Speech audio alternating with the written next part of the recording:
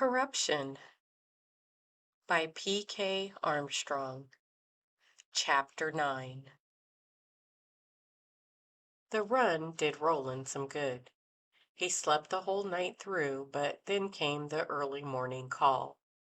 He didn't know why waking up to a call out was worse than waking up to an alarm, even if it was set for the same time the call came in. Maybe because he knew the call always meant he would meet people dead or alive on one of the worst days of their lives. He had rolled out of bed, dressed in clothes he kept folded on a chair for that purpose, grabbed a bottle of water and a protein bar, and made his way over to Hightower Medical Center. The medical center was named after one of the city founder's modern-day heirs, Hightower Fillmore. Hightower had kept up his family's legacy of giving, and in the late 1980s commissioned the new hospital with its high-tech, for the 80s, emergency room and surgical suites. The family, as well as other generous donors, kept the hospital state-of-the-art, and it was utilized by the entire region. His early morning call-out was because a woman, approximately 75 years of age, was dropped off at the ER. There were signs she may have been tortured. Once again, he was met by Bash just outside the hospital's main doors. "We've got to stop meeting like this, Bash." "We will, sir, as soon as we solve the Blackbird Lane case," Bash replied with a smirk. Roland's eyebrow went up immediately. "And something makes you think this is related to the dead body on Blackbird Lane?" Bash's smirk turned into a self-satisfied grin. "Just two things so far. One, the lady has been asking for her son Simon, and two, she's missing a finger." They entered the wing and nodded at the patrolman that had been placed outside her room. It took a while to spot the little figure, engulfed by the hospital bed, surrounded by machines. The nurse that was checking a monitor looked up as they moved closer to the bed. "Thankfully, she is breathing on her own," she whispered. "But can you keep it short? 5 minutes?" Roland nodded and approached the bed. "Mrs. Stark?" The eyes that opened were strikingly blue. "My name is Christopher Roland. I am a detective with the Fillmore Police Department." Mrs. Stark's eyes fluttered but stayed open.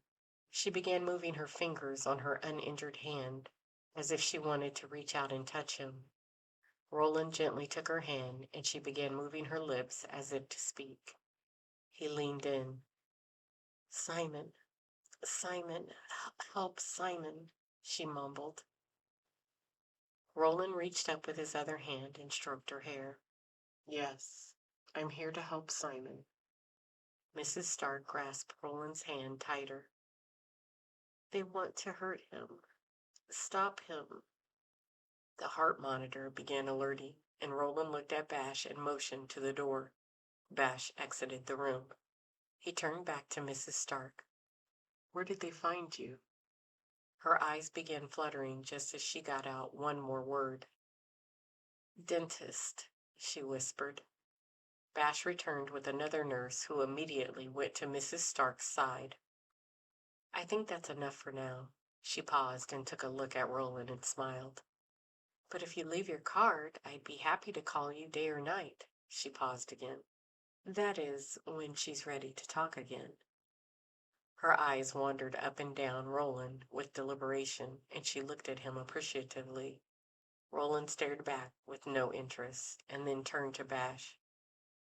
"Bash, give her your card, will you?" And then he exited the room. When Bash left the room, he was waiting for her in the hallway, leaning with one leg bent and his foot planted against the wall.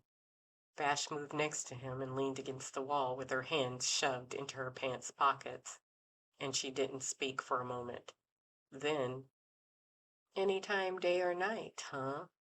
she teased, struggling to keep a straight face. Roland ignored her. "We need to find out the name of Mrs. Stark's dentist. Check when her last appointment was, and check for any video coverage." "Sir?" Bash said, confused. "I asked Mrs. Stark where they found her. All she said was dentist." "Yes, sir." "Bash, quit calling me sir." "Yes, sir." Okay. Roland? Yeah. Should we call in the medical examiner? I need coffee. Roland began working his way towards the coffee cart stationed at the hospital's main entrance. Why the medical examiner? She's not dead. No, but I worked an assault case once and found out that Dr. Fields is a dab hand at injury molds. Maybe he could cast some molds on Mrs. Stark's injuries? It might come in handy for later. To match up weapons, she paused. That little old lady was tortured, Roland. He ordered two short blacks, and when he glanced at Bash's face, he was surprised how sad she looked. The barista handed Roland their coffee, and he handed one to Bash. Make sure they check Mrs. Stark's blood for ketamine, Bash said. Mr. Rain had ketamine in his blood? I got a text from the medical examiner before I arrived at the hospital. Rapid death due to ketamine intoxication. We will get the details back at the office. Call him back and see if they can coordinate with her doctor here at the hospital to take a look at Mrs. Stark's wounds. He paused and looked at her directly. It's a good idea, Bash, he said sincerely.